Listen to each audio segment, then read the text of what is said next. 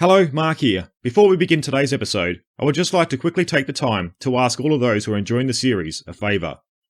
If the platform you use to listen to Castings for Ancient Greece has a rating or review system, I would be extremely grateful if you would consider leaving the series a quick review. These ratings and reviews go a long way into helping others discover the show, in turn helping it grow. So if you enjoy the series and can spare a few minutes, I would love to read what you have to say about your experiences with the show. Thanks everyone for your support, and let's get to today's episode.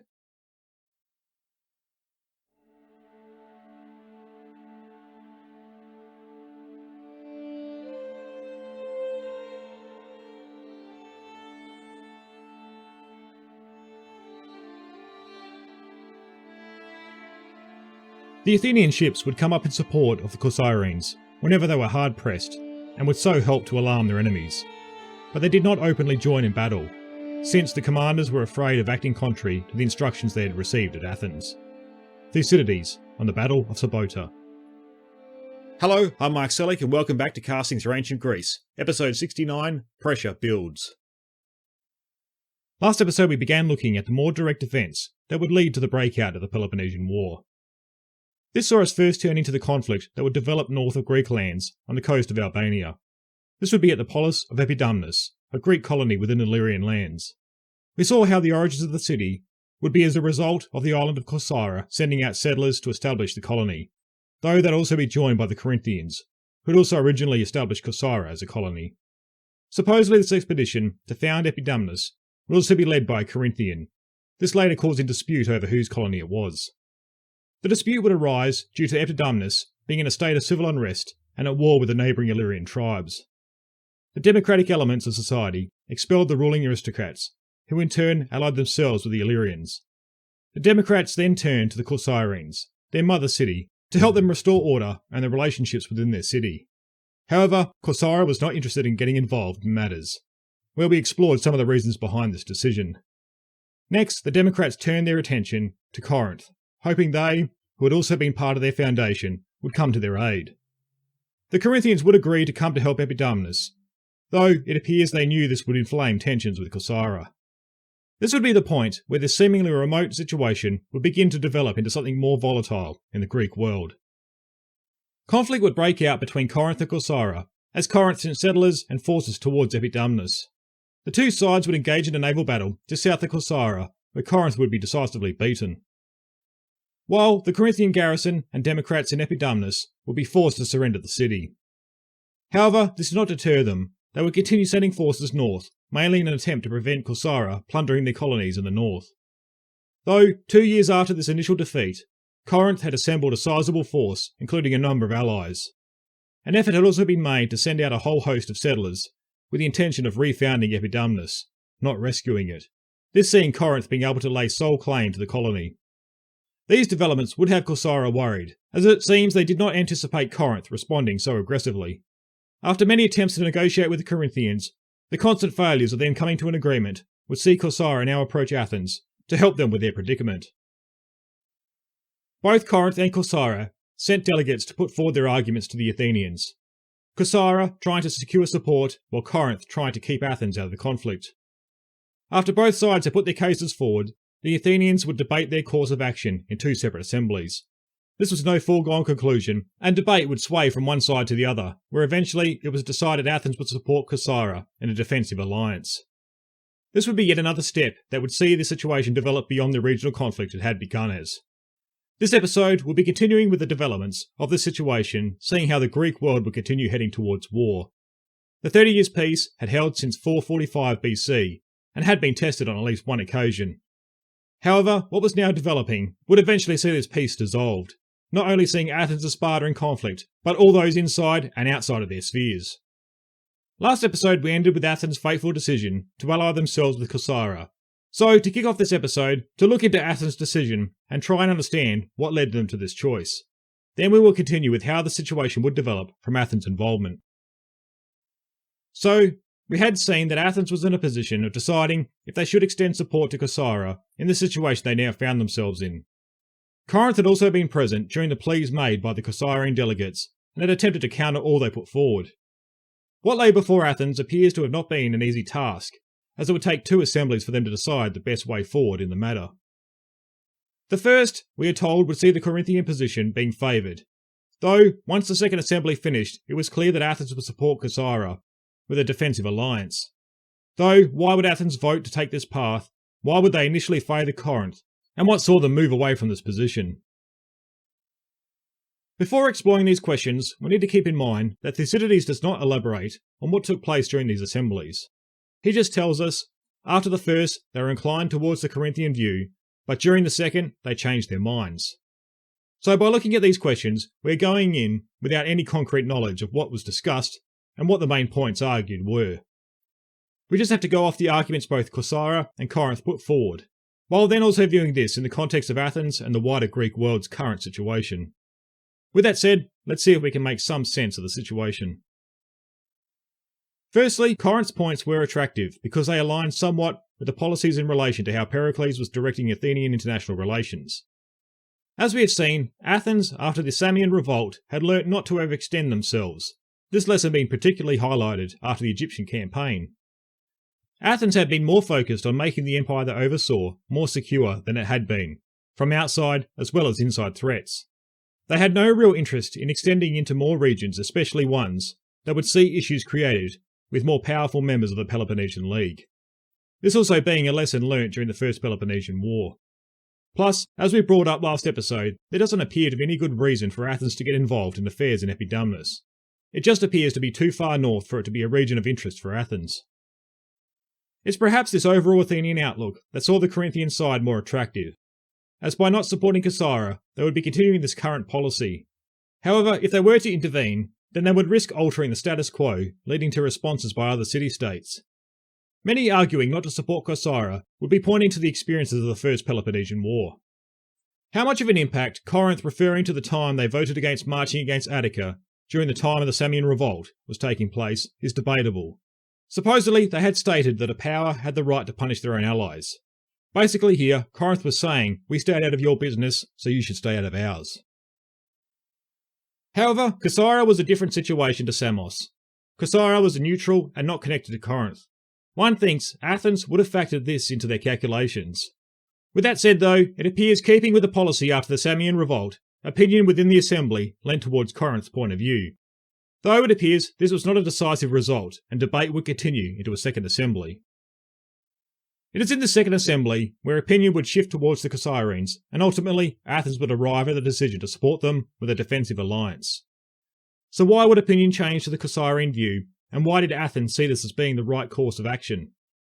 Perhaps here, their future situation within Greece was being considered, with this side of the argument managing to convince more to their way of thinking between the two debates. As we have said, we have no idea of the speeches given during these two assemblies, though suggestions have been put forward as to why Athens would end up supporting Corcyra. Economic reasons have been put forward as a reason for this change in direction.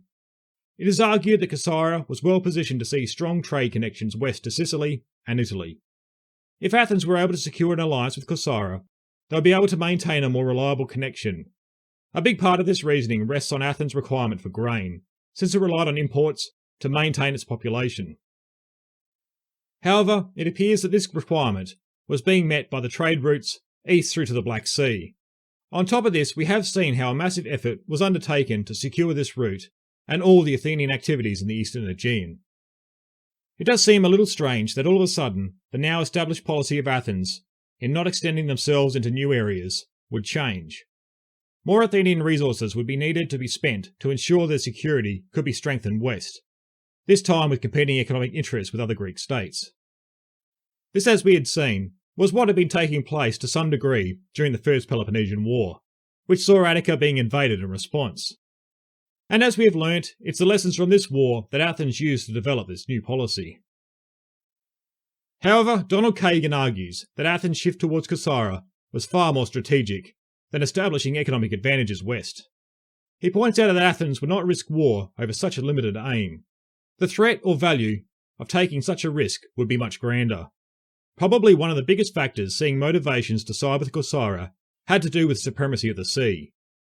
We saw that Corcyra had presented this factor to Athens when they said, "There are 3 considerable naval powers in Hellas, Athens, Corcyra, and Corinth. If Corinth gets control of us first, and you allow our navy to be united with hers, you will have to fight against the combined fleets of Corcyra and the Peloponnese.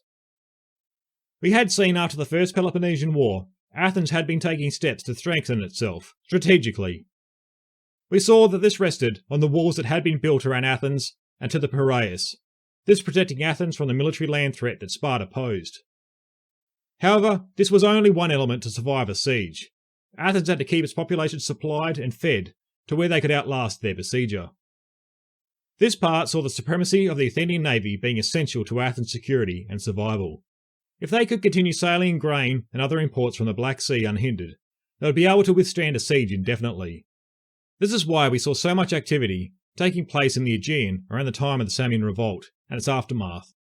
This had seen Athens in a much better position than previously to guarantee this defensive strategy. However, with the situation before them now, a threat to this strategy could be seen, which looked to potentially threaten Athens' supremacy at sea. Though another element that comes into play here is that for Athens to see this as a real threat, and action needing to be taken rather sooner than later, they must have also seen that conflict in the Greek world was on the cards.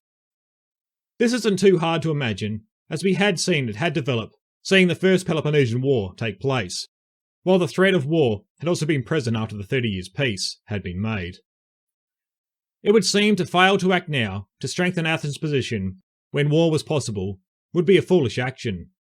Though, as we saw, Athens was well aware of the tension that this decision would cause within Corinth and its potential ramifications. That is why it appears that Athens had decided to not agree to a full alliance with Corcyra, but just rather a defensive one, this being an attempt to try and avoid this conflict that so many had seen as inevitable, for now. So, these are some of the considerations that we can look at potentially having influenced the decisions taking place in Athens during the two assemblies. Let's now turn to the developments after Athens' decision to assist Corcyra, and it appears they were very mindful of the dangerous situation that would now arise between themselves and Corinth. As we will see, Athens' initial support would be very limited indeed, perhaps a more token support, attempting to send a message rather than anything else at this stage.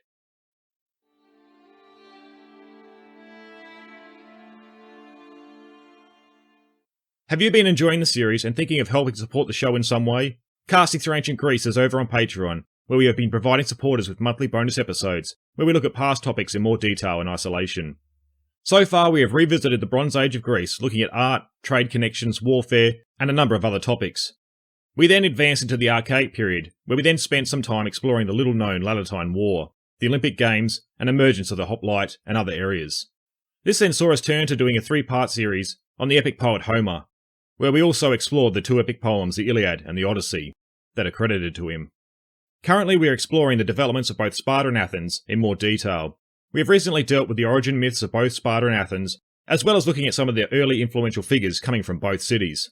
Currently we're exploring the institutions that would develop in both of these cities, with us having focused on the Spartan agoge and helot system, while in Athens we are looking at their political reforms through the restructure of tribes and the political mechanism of the ostracism. If you're interested in gaining access to these bonus episodes, please consider heading over to the Casting Through Ancient Greece Patreon page. Not only will you get monthly bonus episodes, but you will receive early access, ad-free episodes, plus video series updates about what's been happening in the series and what is planned. Other options also include access to fully referenced transcripts of the series episodes, where members' questions are answered monthly via video. Alternatively, you can head to the Casting Through Ancient Greece website, where you can find the Patreon link, as well as other ways that help the series grow when clicking on the Support the Series button. Thank you for listening to the series, and I look forward to perhaps seeing you over on Patreon.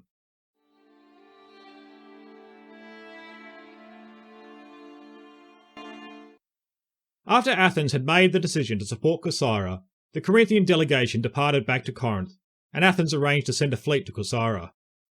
This fleet, though, was only a modest 10 triremes, hardly overwhelming numbers to tip the balance of a battle. Though, as we have said, the Athenians were not looking for a fight, their intention was defensive in nature.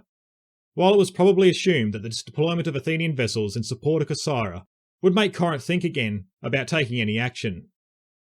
It would appear Pericles, who was assumed to have been behind this policy to support Corcyra, was not anticipating of having to actually fight. The fleet sent out would have as one of its commanders Lacedaemonius, this being Chimon's son. It is also thought here that this move was made on the part of Pericles, who was attempting to neutralise the resurgent support in the conservative faction within Athens. The conservatives would be targeting the old supporters of Cimon, who had some similar interests. Though, if it could be seen that the figure that represented Chimon's ideas was acting in support of Pericles, this would make their task much harder for them. Think back to when we spoke about when Themistocles pushed for his naval policy of the Persian invasion. We had Plutarch tell us about Chimon's symbolic support for this policy, although he was a cavalryman. He would, along with his supporters, lay their bridles in the Temple of Athena before then making their way back down to the port. So in a similar way, by Lacedaemonius commanding the forces sent by Pericles' policy, a level of implied support could be assumed. The fleet would be given the instruction that they were to avoid battle with the Corinthians, except under certain circumstances. If the Corinthian fleet sailed against Corcyra and was about to land within their territory, then the Athenian ships were to prevent this by any means possible. This stipulation reinforced the defensive nature of the alliance and was to prevent Athens breaking the treaty that existed between themselves and Sparta. One wonders how realistic this task was given to the Athenian commanders, given that they had only 10 ships to work with. The other factor was, it wouldn't be entirely clear of the Corinthian intention to land on Corcyra until they were well in the process of carrying it out, which would probably be too late to intervene by that stage. Though, as we will see, it appears this may have just been a vanguard assembled, so forces could be sent right away. As we will find out, 20 more ships would depart Athens, and arriving at a decisive moment. Thucydides would tell us later that the Athenians had feared that the initial 10 ships they had sent would not be enough to support the Corcyreans, this decision appearing to have been made at another assembly. Though, through Plutarch, we also find that it was possible that Pericles' opponents had attacked him on the inadequate nature of the support sent to Corcyra, and his hand being forced to send more. By the time the Athenian ships reached Corcyra, Corinth had made their preparations to set their fleet north against the island. They had amassed a fleet of 150 ships, of which 90 were their own, with the remainder being made up of allies. This including Elis, Megara, Leucas, Ambracia, and Anactorium. The fleet would have commanders coming from each of the contingents, with the Corinthian general, Xenoclides, being in overall command. The Corinthian fleet would end up putting in on the coast of the mainland just opposite Corcyra, where they would establish their camp. These movements by the Corinthians, so close to Corcyra, now saw the Corcyrean fleet provoked into action. They would prepare their fleet, which consisted of 110 ships, and would sail across towards the mainland coast to a group of small islands, where they would establish themselves at a place called Sybota. The 10 ships from Athens would also accompany the Corcyrean fleet, while the Corinthian land forces, reinforced by 1,000 hoplites from Zagnythos, would be positioned on the headlands just north. With both sides now having established their positions, it would appear they both set out in darkness in search of each other, with the intention of engaging in battle as the sun rose. Thucydides tells us the Corinthians had set out at sea with 3 days' worth of rations, where, at dawn, they came in sight of the Corcyrean ships, already in the open sea, and bearing down upon them. Once the two fleets had caught sight of each other, they would take up positions to advance upon one another. It's interesting to note here that the Athenian ships would form part of the Corcyrean battle line, forming up on the right. As for the Corinthian dispositions, Megara and Ambracia, who provided the bulk of the allied ships, made up the left wing. The rest of Corinth's allies formed the centre, while Corinth would form the left, this seeing part of their forces facing the Athenians. This would see the Athenian commanders in an interesting situation, where confusion or uncertainty could lead to inflaming the already volatile situation even further. With both sides now formed up for battle, the signal from both commanders was given to advance onto their respective enemies. Thucydides gives us an account of the battle that would harken back to an older style of naval warfare. He says, "The fighting was of a somewhat old-fashioned kind, since they were still behind in naval matters, both sides having numbers of hoplites aboard their ships, together with archers and javelin throwers. But the fighting was hard enough, in spite of the lack of skill shown. Indeed, it was more like a battle on land than a naval engagement. When the ships came into collision, it was difficult for them to break away clear, because of the number of engaged and their close formation. In fact, both sides relied more for victory on their hoplites, who were on the decks and who fought a regular pitched battle there while their ships remained motionless. No one attempted the manoeuvre of encirclement, In fact, it was a battle where courage and sheer strength played a greater part than scientific methods. Everywhere in battle, confusion reigned, and there was shouting on all sides. During the battle, the Athenian ships would not enter the fray. They watched on as the two sides fought it out on this massed melee. This would have seemed like such an archaic way of fighting to the Athenians, who had much naval experience and had perfected more complex manoeuvres to leave their enemies dead in the water, rather than having to rely on brute force and sizable contingents of hoplites. Although the Athenians did hold back during the fighting, they would on occasion advance forward towards the Corinthian line when they could see that the Corcyreans were hard pressed. The intention being to alarm the enemy and allow time for the Corcyreans to recover, though they would not engage in any fighting themselves. This perhaps was a risky move by the Athenian commanders, as they were probably acting in more of a role than what was instructed. With such a confused battle taking place, it could have been quite easy for one of the Athenian ships to become involved through their own overzealous action, or the Corinthians could have targeted an Athenian ship purposely or through misidentifying them, thinking them to be a Corcyrean ship. However, through skillful manoeuvring and perhaps some luck, the Athenians would not entangle themselves with the Corinthians for the time being. Though as the battle drew on, breakthroughs were starting to develop. One would take place on the Corinthian right, where the Corcyreans were able to rout their opposing numbers, this being some of the Corinthian allies. They were able to push them all the way back to the mainland, where some 20 Corcyrean ships pursued.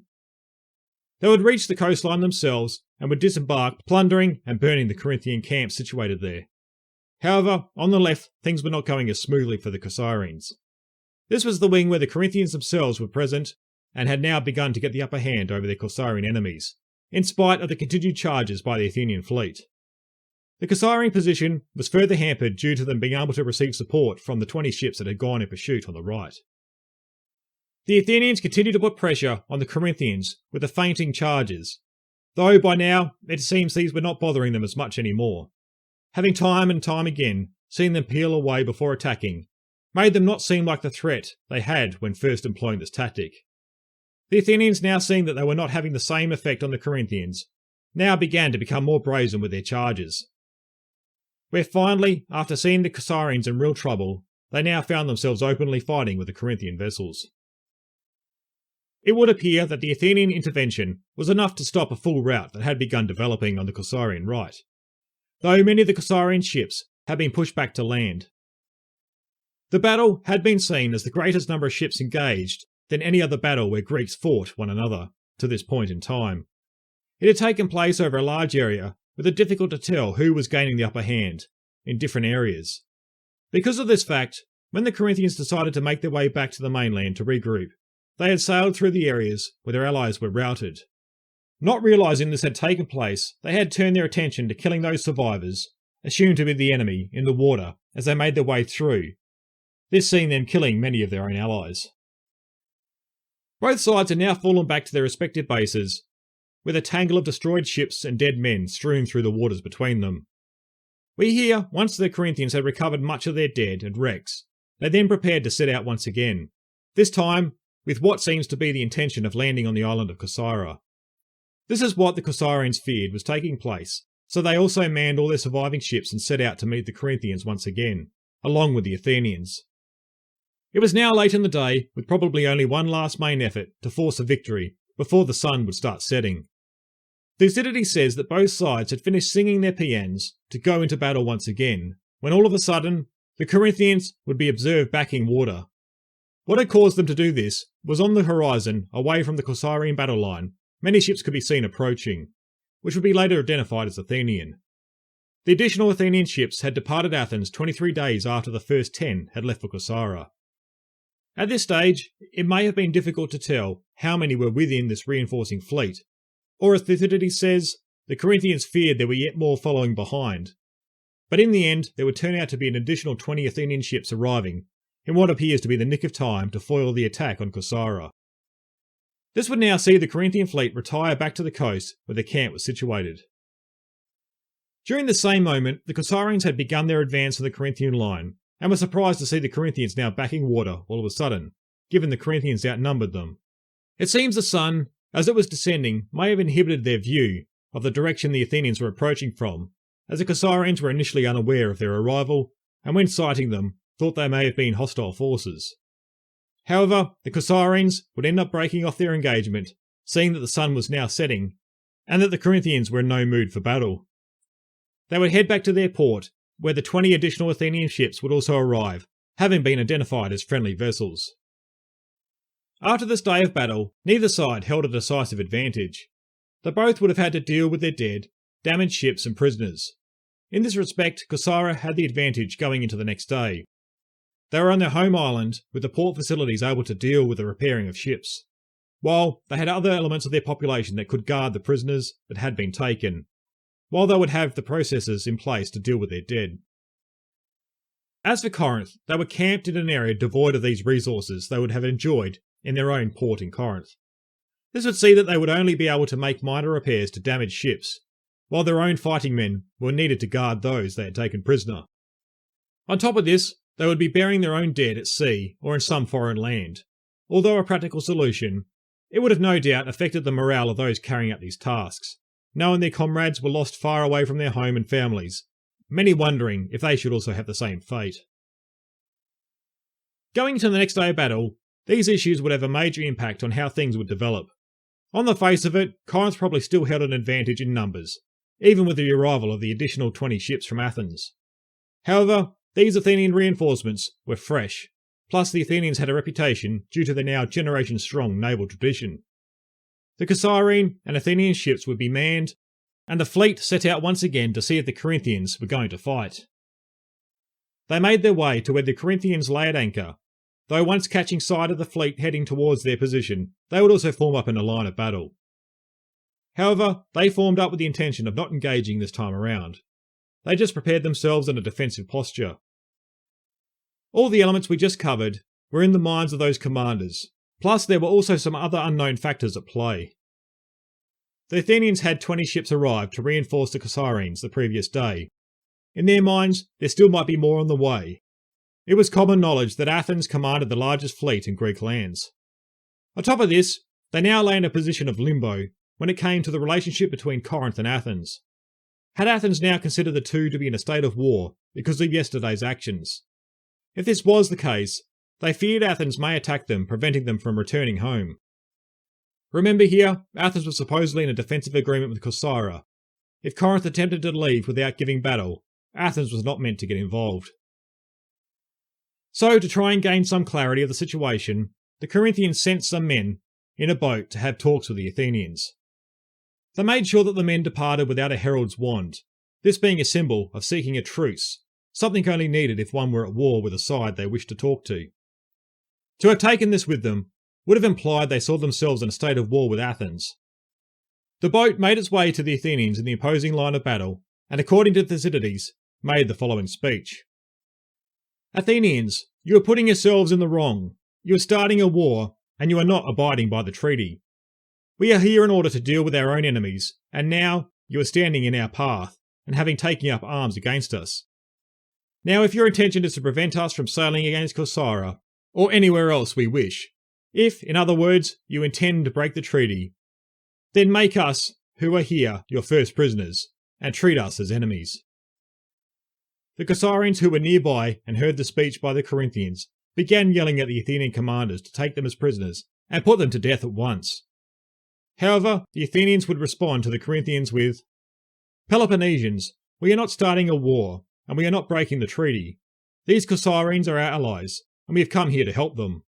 We shall do nothing to stop you if you wish to sail in any other direction, but if you sail against Corcyra, or against any part of her territory, then we shall do our best to prevent you. The Corinthian boat then turned back to their own lines, where they were able to report what had then taken place. The response by the Athenians was exactly the clarity that they were looking for. They wanted to turn towards home and avoid further battle, but they had feared Athens saw the previous day's action as an act of war. If this had been the case, the Corinthian fleet would have been fair game, even if it were attempting to depart the region. But with much relief to the commanders, Athens still saw themselves in an exclusively defensive alliance, only acting if Corinth made offensive manoeuvres against Corcyra. With this issue now cleared up, the Corinthian fleet prepared to make the journey back to Corinth, where they would be unhindered in their movements. The battle that had been fought the previous day would be named the Battle of Sybota, named after the location that the Corcyreans had sailed to make their camp in preparation to meet the Corinthians. It would also be this location that both sides would set up trophies to claim their side's victory in the battle. Corinth would erect a trophy on the mainland area near Sybota to claim their victory in the battle that had taken place. They had viewed this to be their victory because they had the upper hand in the fighting when nightfall had come. They also were the only ones who were able to freely salvage most of the wrecks, their own dead, and had taken over 1,000 prisoners. This had shown that they had control of the field of battle after the fighting was over. As we have seen with hoplite battles, this was often an important condition to meet if one were to claim victory. Meanwhile, the Corcyreans recovered their dead that had washed up towards the Corinthian lines, as well as salvaging their wrecks, this taking place as the Corinthians made good their departure. Once the Corinthians had set sail, the Corcyreans would erect their own trophy to claim victory.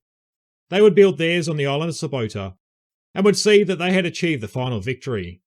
Even though Corinth had been in control of the waters after the first engagement, the Corcyreans were able to head out unhindered once the arrival of the Athenians had taken place. This was also when the Corinthians left the field of battle before the second engagement could take place. Then to cap things off, the next day the Corinthians had no desire to fight and would end up leaving for home, while the Corcyrean fleet would still be intact and reinforced with fresh Athenian ships. So, in the historical record, both would claim victory in this battle.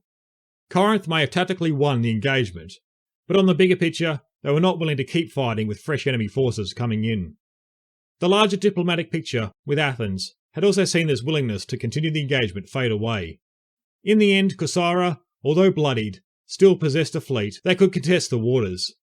They also had a willing ally on their side if the Corinthians were to assault their home island. Corinth had departed, and Corcyra remained in control of the waters around their home. I guess when it comes to claiming victory, opposing sides like to focus on the aspects they excelled in to make their arguments for what constituted a victory. The Corinthian fleet now made its way back to Corinth, where it still possessed the 1,000-odd prisoners they had taken. As they made their way down the west coast, they were put in at the Ambracian Gulf, at the town of Anactorium. This had been a town that both Corinth and Corcyra had a claim to, but with the Corinthian fleet present, and at war with Corcyra, the town would be handed over solely to the Corinthians through treachery.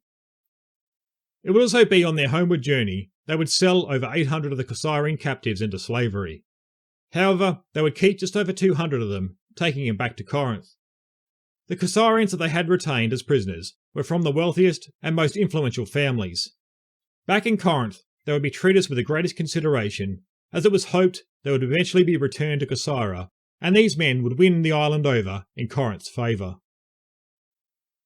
So what started out as a regional crisis along the Adriatic was now gaining momentum, seeing larger powers now involved with one another. Athens' vote to come to the aid of the Corcyreans seemed to have come about due to the balance of power developing at sea. A serious consideration had been if Corinth was able to defeat Corcyra and take possession of their fleet, or force them into an alliance. Athens' supremacy at sea could be seriously challenged. It also appears, with all the speeches taking place in Athens around the Corcyrean debate, a larger Greek war was on the minds of most cities. Corcyra trying to highlight this point, and Corinth choosing to dismiss it to serve their own purposes. It would appear this was a consideration front and centre in Athens when it came time to debate if they should aid Corcyra. If war were to develop on a grander scale, then it was vitally important that Athens retain control of the seas. The lifeblood of the city relied on this uninterrupted passage of ships coming from the Black Sea. However, an important consideration was in not inflaming tensions with their current treaty with Sparta over these current matters. They did not want their actions to become the self-fulfilling prophecy of the supposed coming war. As we have seen, Athens did send a fleet to Corcyra with the instructions it was only to act in the defence of the island. Though instructions and what actually transpired in the heat of battle can differ. In the Athenian commander's eyes, the routing Corcyreans may have constituted justification for Athenian intervention. To just stand by watching their allies being destroyed in battle could risk those, in hindsight, to be labelled as cowards. A situation can be viewed differently depending if one is standing on home territory, having a rational discussion about potential events in a far-off place, as opposed to being on the ground, watching it unfold.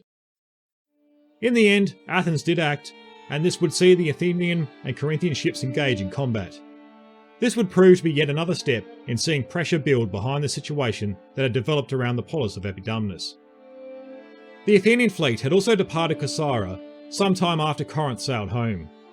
With them came the news of what had taken place at Sybota and Corinth's activities on their journey home. It would seem that for Pericles, these developments were not favourable to seeing a peace maintained within the framework of the 30 Years' Peace, let alone with Corinth. This would see Pericles turn to ensuring that Athens would be ready for further conflict with Corinth and potentially with the Peloponnesians, if the overall peace should fail.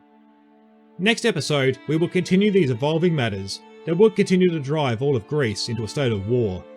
We will continue to see Athens and Corinth in conflict, but this time it would be continued through a situation that would develop away from the west coast of the Greek mainland. Thank you everyone for your continued support, and a big shout out to all those who found some value in the series and have been supporting it on Patreon and other various ways. Your contribution has truly helped me grow the series. I would like to give a special mention to Yvonne Korshak for deciding to sign up and support the series over on Patreon. I hope you enjoy all the extra episodes. If you have also found some value in the show and wish to support the series, you can head over to www.castingthroughancientgreece.com and click on the support the series button, where you can discover many ways to extend your support to helping the series grow. Be sure to stay connected and updated on what's happening in the series, and join me over on Facebook or Instagram at Casting Through Ancient Greece, or on Twitter at Casting Greece. And be sure to subscribe to the series over at the Casting Through Ancient Greece website. I hope you can join me next time where we continue the narrative in the series with episode 70, War is in the Air.